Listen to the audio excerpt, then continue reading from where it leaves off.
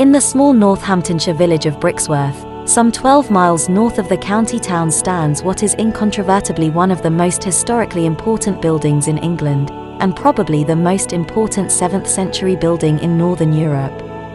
Yet, you may well have never have heard of it. An almost slab-sided south building with a rather over-high west tower, an ugly chapel and, as we'll see, shockingly incongruous battlement parapets.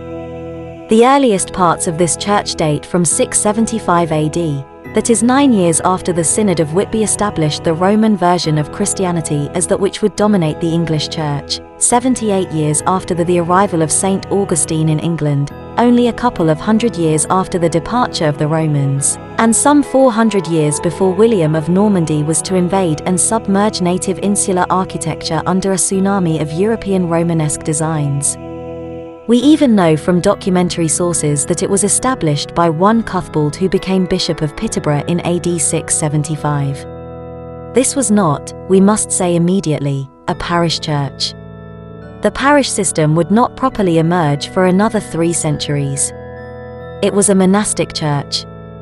We do not know what form that monasticism would have taken, but it probably would not have looked much like the monasticism of the Cistercians, the Cluniacs, and the like, although some of the monks may have observed the rule of Saint Benedict.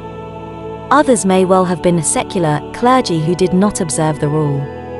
Such men would not have been isolated within a closed community. In the 8th century, the apse was augmented by the addition of an ambulatory at below ground level and passing around the outside of the apse. Pilgrims would have descended and ascended through doorways, still visible within the church. There was a small chamber, not excavated, below the apse in which relics were kept.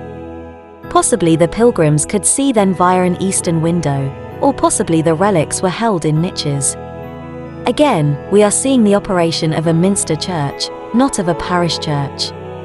Poor Brixworth, like most minsters, did not survive the depredations of the Vikings and was laid waste in the 9th century. Subsequently, it was within the Danelaw as negotiated by Alfred the Great and Guthrum, then leader of the Viking Great Arm. It was about that time when the abbey was probably restored as a parish church, the concept begun during that time by Alfred's descendants. It was at this time that porticuses, probably ruined during the Viking raids, were removed. The central part of the narthex became the base of the present West Tower. A bell stair turret was built on the south side, one of only 4 now surviving. See also Brigstock, also in Northamptonshire. Access now moved from the west door to the south door. The apse was rebuilt, but only the north wall of it now survives.